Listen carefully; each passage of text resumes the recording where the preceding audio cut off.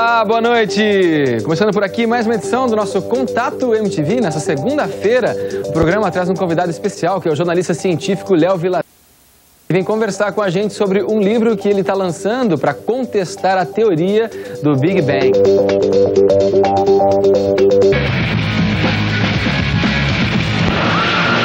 Bom, estou aqui já com o jornalista científico Léo Vilaverde, que está aqui para falar com a gente, para contestar a teoria do Big Bang. Esse papo ainda vai dar muito o que falar. Tudo bom, Léo? Obrigado pela tua presença. Obrigado a você. Olha só, para começar, se essa história de Big Bang como origem do universo é balela, como é que o universo surgiu então, Léo? Não existe ainda uma teoria que seja uma contraproposta. Mas há uma necessidade. Então eu, nos últimos 18 anos, a partir dos anos de 1980, eu comecei a trabalhar com uma contraproposta para essa ideia, mais afinada com a ciência atual, mais organísmica, mais sistêmica. E desse resultado de 18 anos nasceu então a teoria do biocosmos, que é uma perspectiva que propõe que o universo nasceu de uma forma ordenada, de uma forma suave, um processo criativo gradual, ao invés de um processo explosivo. Uma explosão inicial que tenha surgido. Exatamente. Agora, essa radiação de fundo que tanto se fala e que acaba até sendo uma justificativa que sustenta até a teoria, né, de que o Big Bang teria acontecido há entre 12 a 15 bilhões de anos, tal, ela até que é razoável, quer dizer, chegou-se a essa conclusão através de uma radiação de fundo que está pairando aí no cosmos, né? Qual é a sua visão? Você acha que tudo isso também quer dizer, isso não é provado? Como é que é a tua visão em relação a isso? A visão que é passada para o público é uma visão muito superficial. Na profundidade, a informação ela é diferente. Uhum. O Big Bang é suportado por 5 evidências, supostas evidências, que eu analiso no meu livro cada uma delas e procuro criticar e contrapropor cada uma dessas evidências. Entre elas, a teoria da radiação cósmica de fundo, uma radiação de micro-ondas que permeia o universo. É perfeitamente possível explicar a origem dessa radiação, né, a partir de fenômenos do universo atual. E essa radiação seria proveniente da grande explosão inicial? Supostamente. Supostamente. Né? Supostamente. Disse que o universo nasceu quente, de uma explosão hiperquente, e foi esfriando à medida que à medida que se expandia. E hoje restou no universo uma leve temperatura, em torno de 2,7 graus Kelvin. Entretanto, isto não é absolutamente provado. Você pode explicar a existência dessa radiação, desse calor no universo, como sendo gerado no universo atual, a partir dos 100 bilhões de galáxias que existem no universo atual, que produzem radiações, que produzem calor. Certo. E emanam para o universo. Você pode explicar de outra forma. No caso, Léo, essas coisas não são provadas, mas são caminhos que direcionam um pensamento para essa crença, para essa confirmação, no caso entre os cientistas, de que o universo teria surgido dessa grande explosão. Se não surgiu dessa grande explosão, o que tinha ali? O que era então? O universo já era o que é, e as coisas foram se transformando e acontecendo com o passar dos anos. Você tem 3 teorias. Você tem a teoria do Big Bang. Antes você tem a teoria do estado estacionário. O universo nunca foi criado, nem nunca morrerá. Ele é eterno, desde a eternidade até a eternidade no futuro. Nunca houve uma criação, nem nunca haverá um fim. Essa é a teoria anterior à teoria do Big Bang. O Big Bang inova quando ele estabelece que houve um momento inicial da criação. E isto fez com que os religiosos, de um modo geral, apoiassem o Big Bang, né? A Igreja Católica oficialmente defende o Big Bang. E muitos religiosos acreditam já que houve um momento inicial, então o universo foi criado. Antes disso, o que era um grande vazio? Ou uma concentração e uma densidade infinita de Eu soube que você também é teólogo, que você terminou o teu curso de teologia, e eu tenho aqui vários e-mails de pessoas que querem fazer essa relação também. A minha próxima pergunta também, não por acaso, é isso. Que, na verdade, muitas pessoas dentro da ciência, muitos cientistas são céticos com relação a assuntos religiosos, mas alguns deles também já começam a esboçar algum direcionamento na maneira de pensar que levam, né, a uma fusão da religião com a ciência. Inclusive o Stephen Hawking é um cara que ele disse no livro dele, né, Uma Breve História do Tempo, que o grande passo da ciência vai ser quando ela conseguir essa fusão e trabalhar junto com a religião. Qual que é a sua visão a respeito disso?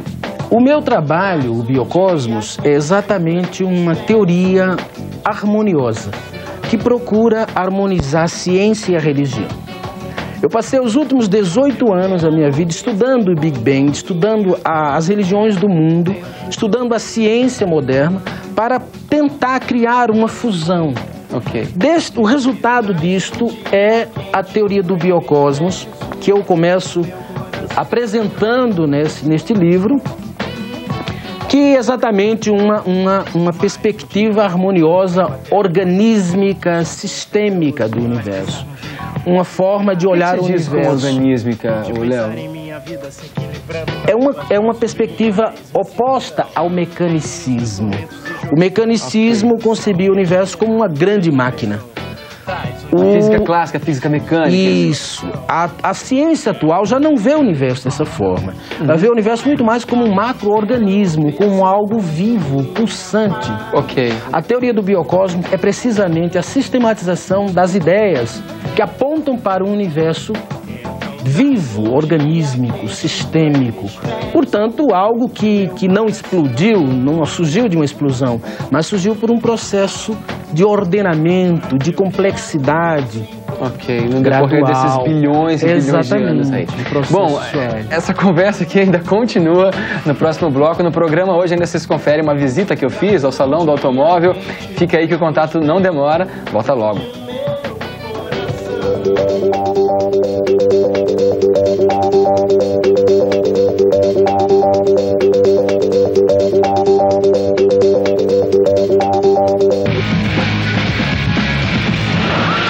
Bom, tô aqui então com o Biocosmos, o Universo Vivo, né? Esse livro foi lançado pelo Léo Vilaverde, que está conversando aqui comigo no contato de hoje. Ele está contestando a teoria do Big Bang aqui como a formação e a origem do universo. Tem um e-mail aqui de um bacharelado em Física da Universidade Federal de Mato Grosso do Sul, que é o Douglas Fregolenti.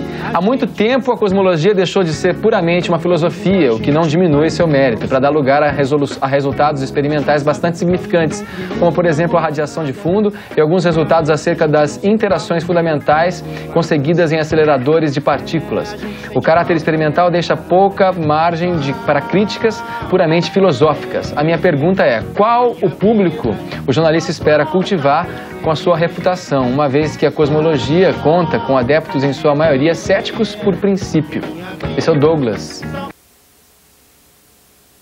Eu queria agradecer ao Douglas pela pergunta, mas eu queria dizer que uma pesquisa recente aqui com os professores da USP, publicada num livro chamado A Religião dos Cientistas.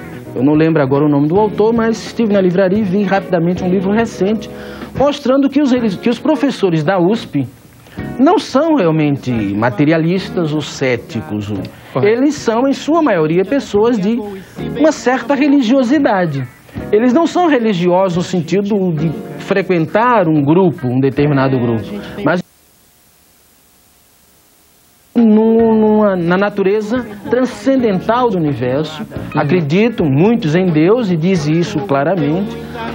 Mundialmente há uma tendência na ciência em se aproximar da mística, né? Então a teoria do biocosmo, ela vem exatamente no sentido de aproximar esses dois lados. Já que a cosmologia busca entender a origem do universo, o porquê, o destino do universo, a teologia também busca essas questões. Por que você acha que existe uma resistência das pessoas que muitas vezes até acreditam e consideram essa possibilidade mística de criação do universo, de chegarem na imprensa e falarem e abrirem, né, dizer, o que você acha que acontece?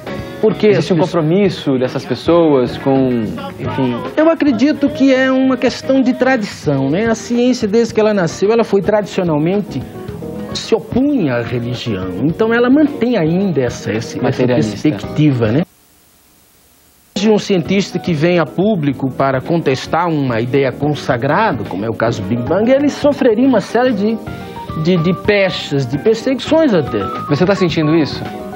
Aí é que está, eu não quis, eu poderia, muito tempo atrás, ter estudado mais profundamente astronomia e tal, num curso formal. Mas eu não concordava com aquela perspectiva. Eu não concordo que o universo nasceu de uma singularidade anterior ao espaço, ao tempo e à matéria, que simplesmente, porque apareceu ali uma força antigravitacional, ele explodiu. Não acredito nisso. Eu acredito num processo de ordenamento. A evolução, na verdade, é um processo gradual de aumento de complexidade. Isso não nasce de explosão. Isso nasce por um processo criativo, contínuo.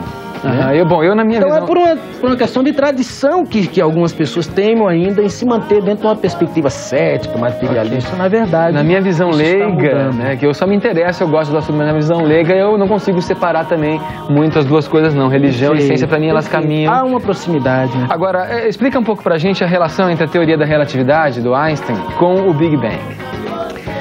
Olha, a teoria da relatividade, ela propôs...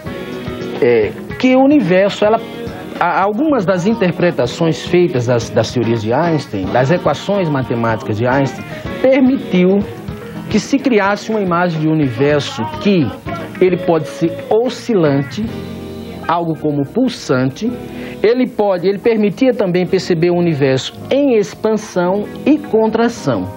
Então quer dizer, ele não estaria se expandindo unicamente. Só exclusivamente. Ele poderia, as ideias de Einstein possibilitariam a construção de um modelo de universo que seria, ao mesmo tempo, expansivo e ao mesmo tempo ele também se contrairia, ou ele... O Friedman e o Lemaitre, o padre, o meteorologista russo, né? O Alexander Friedman e o George Eduard Lemaitre, um padre e um meteorologista russo, juntos propuseram a teoria do Big Bang. Mas ambos se basearam apenas na possibilidade da expansão e desprezaram, de certo modo, a possibilidade de que o universo poderia estar se contraindo ou pulsando. Portanto, a teoria do biocosmos, ela procura se basear na teoria da relatividade integralmente.